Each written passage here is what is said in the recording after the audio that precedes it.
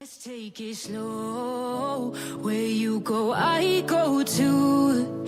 And if you hit the bottom, I'm going down with you. Let's take it slow. Who cares where we gotta be?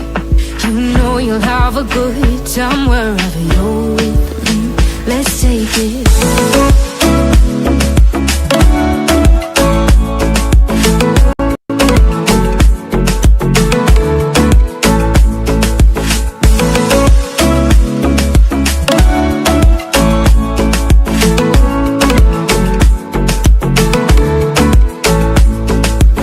Ask me how we got here, 'cause you don't know how. You say we're taking on water, yeah, we're sinking now.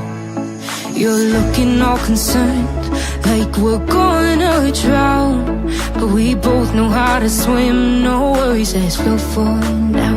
Let's take it slow. Where you go, I go too. And if you hit the bottom, I'm going down with you. Let's take it slow.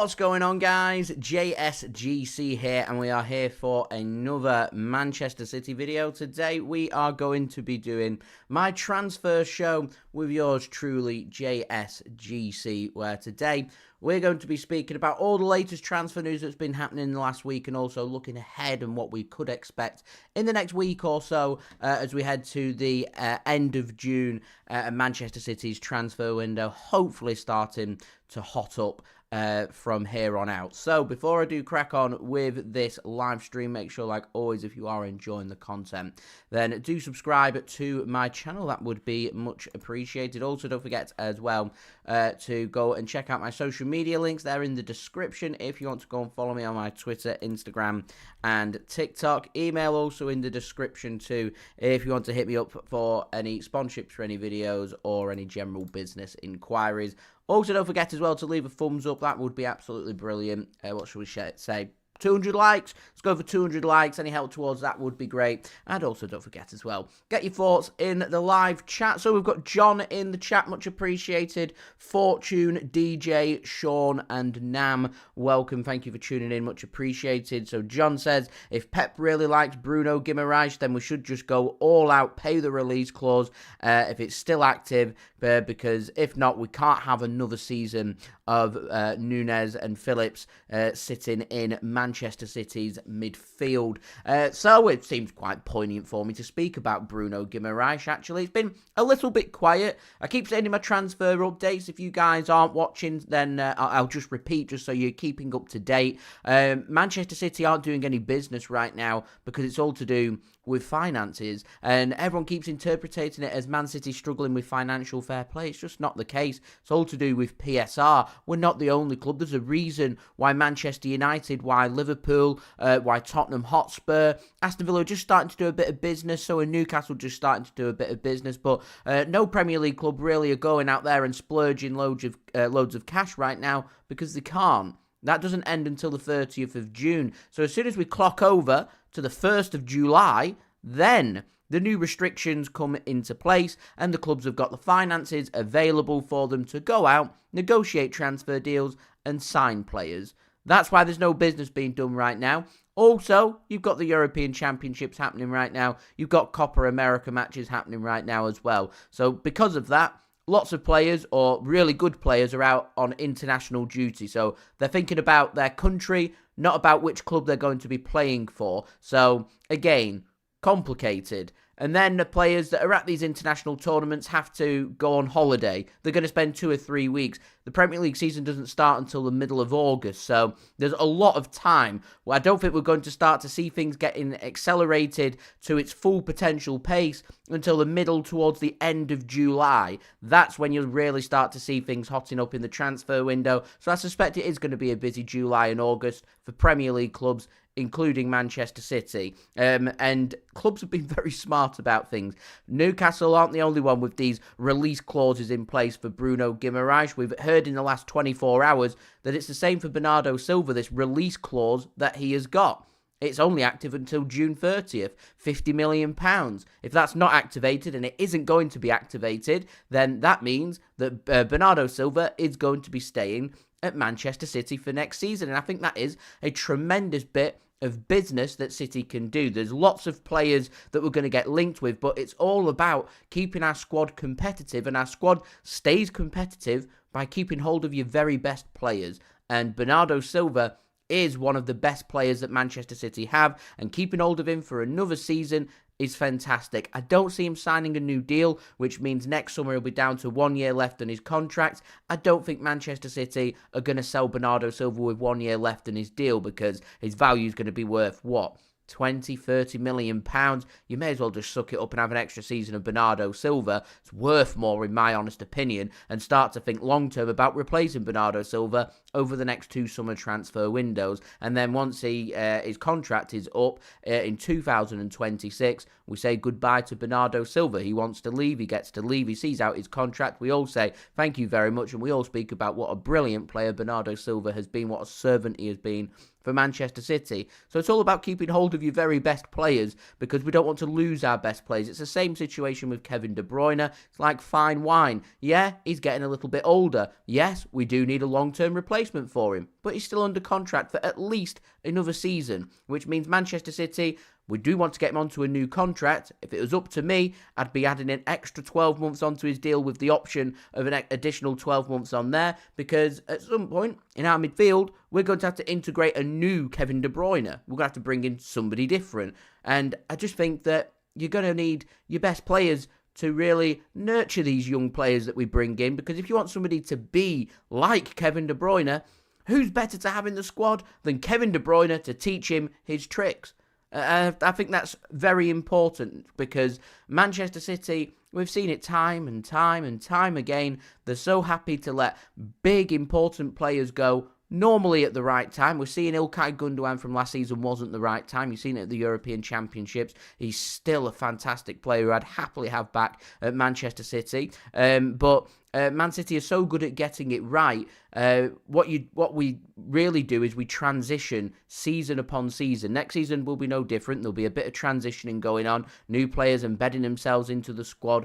Probably some new formations being put out by Pep Guardiola. It'll take time to adapt, and because of that, you want your most experienced, your best players to be around the first team squad. And Bernardo Silva, Kevin De Bruyne, these are the players I think that City need to be doing everything they can to try and keep hold of them, and just adding a little bit of quality around them. Bruno Guimaraes, you want to bring him in? Fantastic. Allows a bit of rest for Rodri, gives us a good replacement in terms of Ilkay Gundogan that left last summer. And then you're looking at Kovacic getting linked with a move to Saudi Arabia. You're looking at Nunez getting linked with a move to Saudi Arabia, and it allows us then the options. And that's what it's all about, having them options. Problem that we've got, though, with Bruno G is he's just very expensive. This £100 million release clause isn't going to be met. It is going to be his value, where players, if a club comes in with a £100 million bid after that release clause has ended, Newcastle are well within their rights to sit down and say no. However, player will be unhappy about that. And because of that, the player more than likely, if a club's willing to pay top dollar for him, he'd probably hand in a transfer request. Same with Bernardo Silva. The £50 million release clause is there until June 30th. A club might come in on July 1st and say, we'll pay £50 million.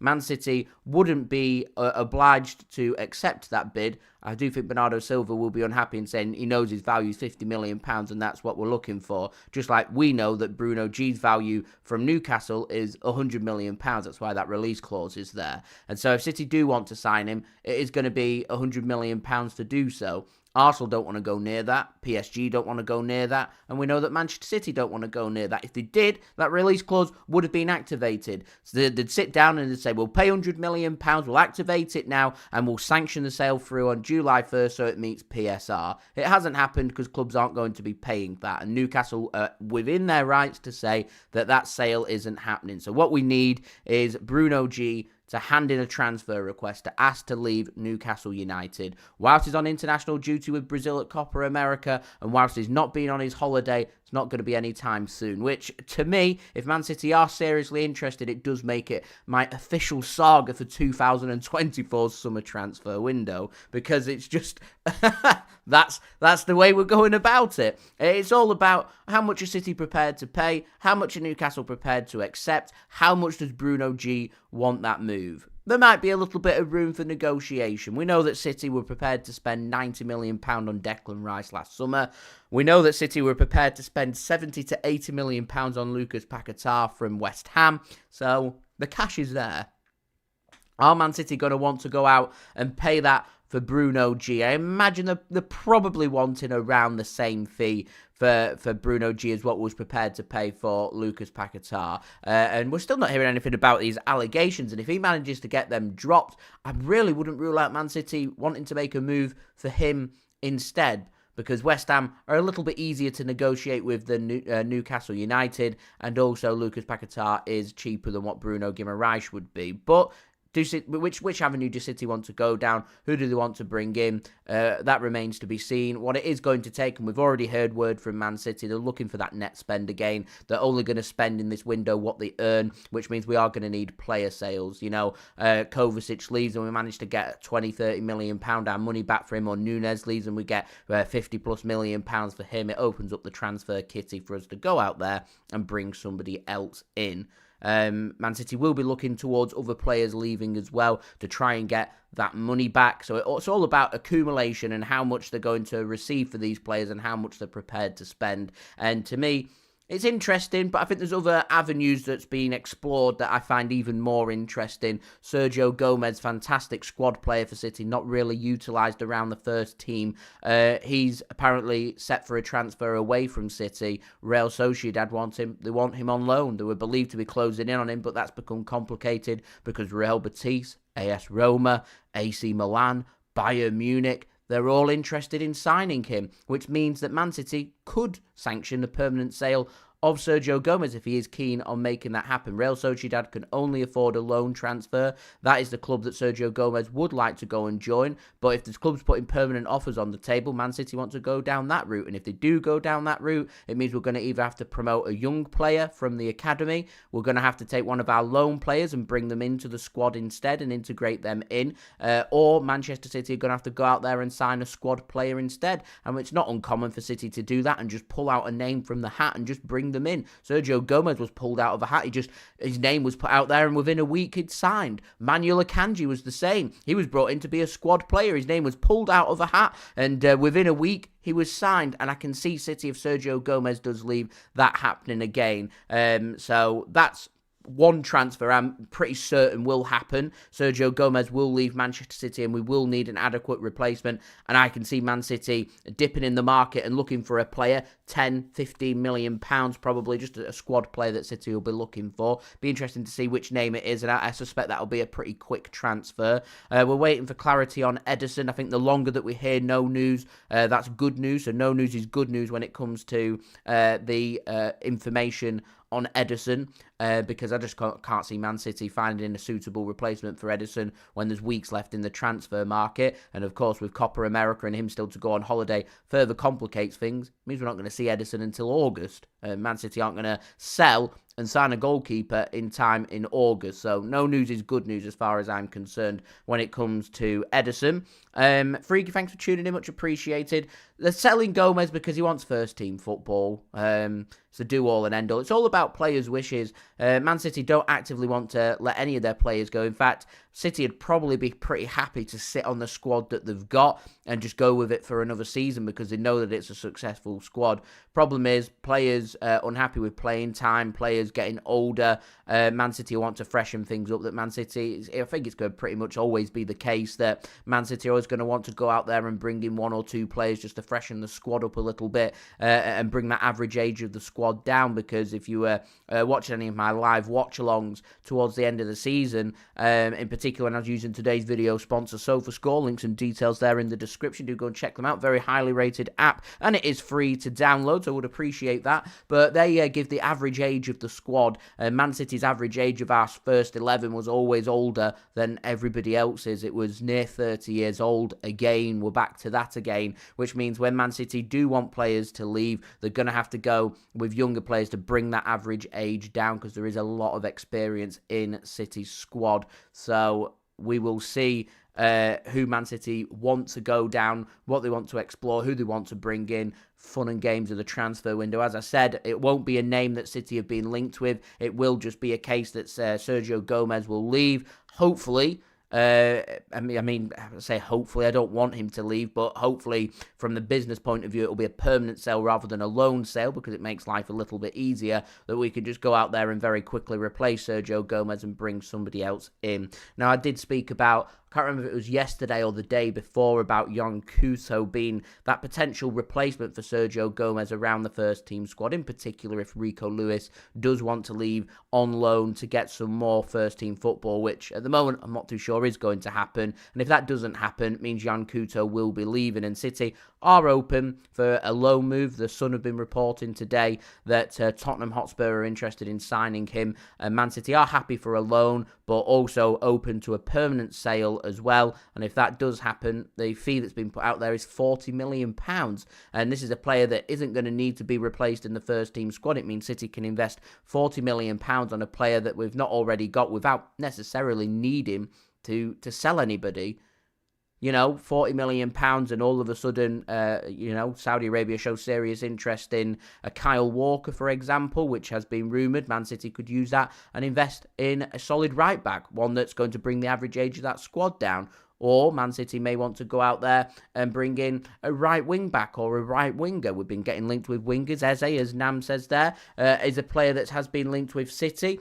All quiet pretty much on winger front at the moment, actually. I know Nico Williams has been getting linked with a move to Manchester City very recently, which I find very interesting. I think that's just down to Michael Olise's name no longer being out there as he's set to sign for Bayern Munich. And because of that, I think Man City will just be interested in other wingers instead, and obviously having a very good campaign with Spain, the European Championships.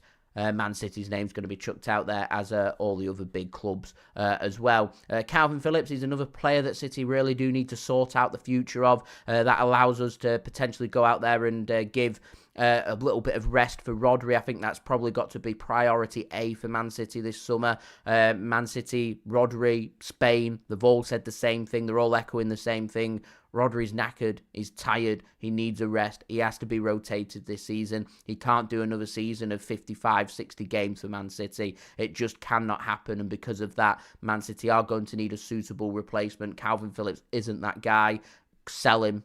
Get a permanent sale. You've got to accept 5-10 million below his value. You've got to accept £5 to £10 million below his value. Get £40 million in for Yon Kuto and go out there, spend the money, 60, 70, 80 million pounds, and you ensure that you're finding yourself a versatile midfielder that can cover for Rodri, that can play in that 6 role, that can play in that 8 role, that can really help Manchester City. Because I thought with Ilkay Gundogan leaving, we were crying out last season for a player that could operate and do both. We've not really got that guy that can do both. Kimmich, another player that's been getting linked. I don't think he's that guy either. But, if we're looking for maybe a cheaper alternative because he's got that 1 year left on his contract and he can cover at right back as well, does become an option. I don't necessarily think, though, that defence is too much of a problem for City. Certainly not this season. I know we've been getting linked with centre-backs. We're always getting linked with centre-backs. But I don't think it's going to happen because I don't see it. I don't see it happening, but yeah, there we go.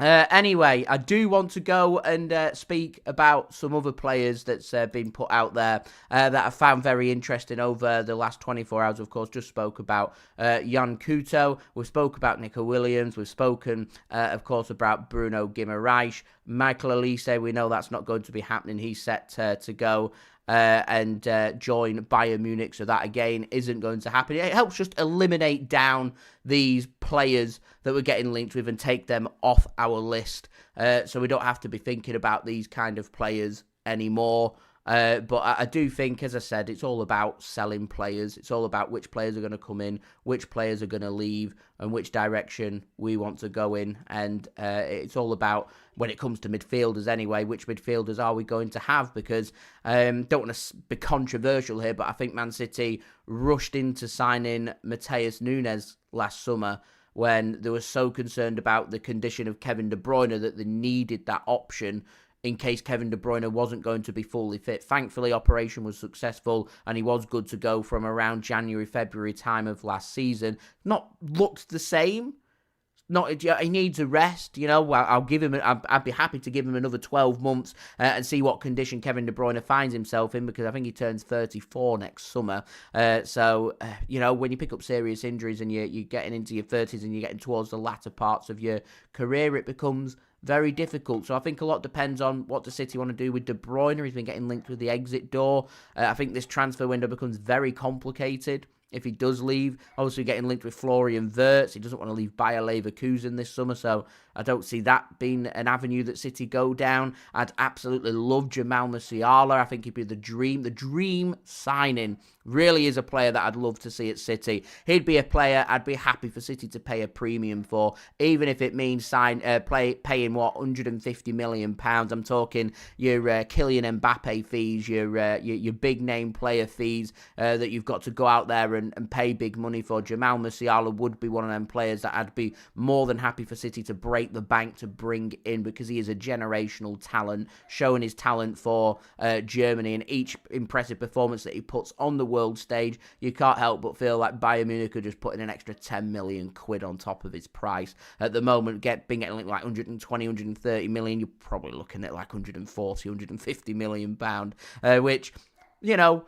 more than likely City aren't going to go and do fantasy world, but I'd love Musiala. You know, there aren't many players out there who improve Man City's starting 11. I think Musiala is one of them players. Missing out on Jude Bellingham last summer, disappointing. At some point, something's got to give. I was hoping it'd be this summer. Don't think it is going to be this summer, but certainly next summer, something's got to give. Man City are going to need a new spine when it comes to our central midfield, and you've got to go out there and bring players in to build our squad around, and it'd be really good this summer if Man City could go out and at least add one high-quality central midfielder, a number 6, number 8 kind of player who can really help Manchester City and build our midfield around them, which is why I like Joshua Kimmich, but I'm not too sure I want to bring him into the club, because I just don't see Man City building around him.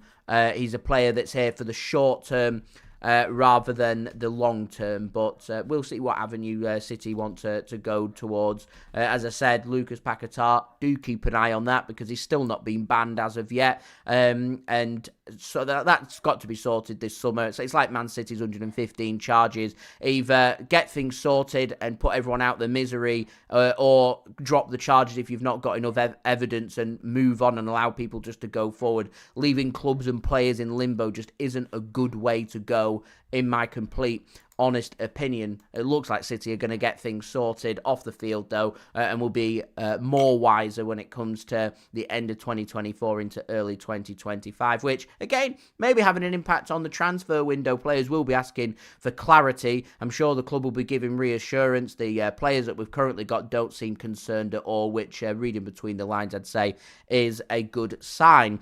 Savio, the only other player, that was who I was going to speak about. I said it's been having updates on for this week. week. It is looking like Savio is going to spend pre-season with City. It has previously been reported that if he does spend pre-season with City, he's going to spend the whole season with the squad. That is what Savio's entourage are pushing towards. They want him to have a season under Pep Guardiola. We know that Pep's contract is up next summer. No updates on that as of yet. As I said, if we do get updates on that, that will come probably around November, December time. So November, December, very important off the field with 115 charges and Pep's contract, but also on the field as well, of course. This week had the Premier League fixtures come out, which I did do a reaction video for. You can go and check out on my channel. It was a few videos ago. So yeah, there we go. Nitin, thanks for tuning in. Makes a good point. Says, what about Adam Wharton? Good player. I think this summer too soon. Next summer would be an ideal summer to go out and have a look at him. Give him another season just to get further research and further information. It's like Branthwaite. I think Man United are going to be paying a big premium for him, and he's still relatively unproven. And if City are interested in signing Branthwaite, I'd like to see us hold back for an additional 12 months just to ensure that this player that we're paying big money for is what we think that they are, rather than being reactionary in the transfer window. And often people criticise Man City for being very reactionary when it comes... the fans accuse Man City of being reactionary, but it's just not the case. Man City are pretty cautious in the transfer market. It takes us forever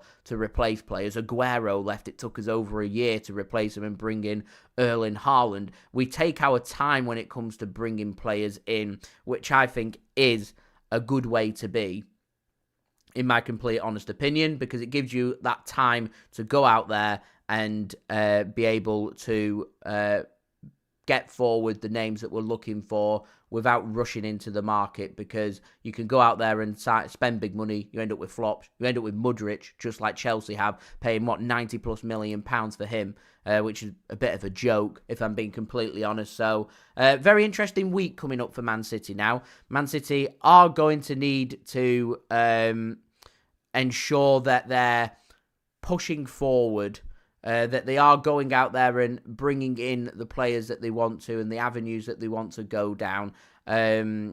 So we'll see. As I said, title of the video, very quick to summarise. Bruno G, Jon Kuto sale, one midfield sale like Nunes or Kovacic, funds for a move for Bruno G. City could explore the avenue of player exchanges. We've seen Aston Villa do that, of course, with Douglas Luiz. He's been sold for just shy of £25 million, plus a couple of players from Juventus coming into Aston Villa. City could say to Newcastle, do you want a João Cancelo or a Jon Kuto and a Calvin Phillips plus £20-30 million? All of a sudden becomes a little bit more affordable, and you move on a couple of fringe players that City don't have long-term futures for. Could be the different avenues that they do go towards. Now, one final thing, just seen someone pop that in the chat. Thank you very much to YNWA, much appreciated. Says Rui Pinto, just mentioned him. He's the guy that did the hacking of Man City's emails and says he's been withholding information. He's got more emails to leak, and he wants the Premier League to have a look at it, and he wants to push under and go for all this. I always say just take things with a pinch of salt, if I'm being completely honest. If he had more information on Manchester City that he'd be ready to use, he'd have used it long ago when UEFA were pushing it out there. He opens his mouth and you just hear a load of waffle come out, if I'm being completely honest. Plus, you've got to ask yourself just how law-abiding is somebody who is and has a criminal record. So, yeah, there we go. YNWA there, with all the wishful thinking. We do like delusion, optimism, whichever way you want to go towards. There we go. Right, guys, we're going to end the stream there because I'm going to film my transfer update, daily transfer updates rolling throughout the whole summer transfer window. We want to be growing that live subscriber count, clocked over to 36,000 subscribers. Over 36,000 subscribers, less than 4,000 away from my aim of 40,000 subs. So if you haven't already, do subscribe to my channel. It's free to subscribe. Also, don't forget social media links there in the description if you want to go and follow me on my Twitter, Instagram, and and TikTok. Email also in the description too if you want to hit me up for any sponsorships for any videos or any general business inquiries. Don't forget as well to leave a thumbs up. That 200 likes is the aim. That would be absolutely brilliant. Also, don't forget as well to leave your thoughts in the comments below. Nadir, final comment there, says Scotland going through tonight, got a massive game against Hungary, met a couple of absolutely sound Scottish lads whilst I was out in Germany last week, catching a game in the European Championships. So I'm going to sit on the fence, don't want to upset people and get very political because football can get very political out there. But yeah, Scotland, if they win tonight, do go through to the last 16, and England more than likely already through to the last 16 as well. The fans have been, some of the videos that I've seen have been sensational as well, so we'll see if their journey does continue. So yeah, I'll see you all again real soon. So I've been JSGC. Thank you everyone for watching. I hope everyone is safe and well. Have a great rest of your weekend. Peace. Ciao for now.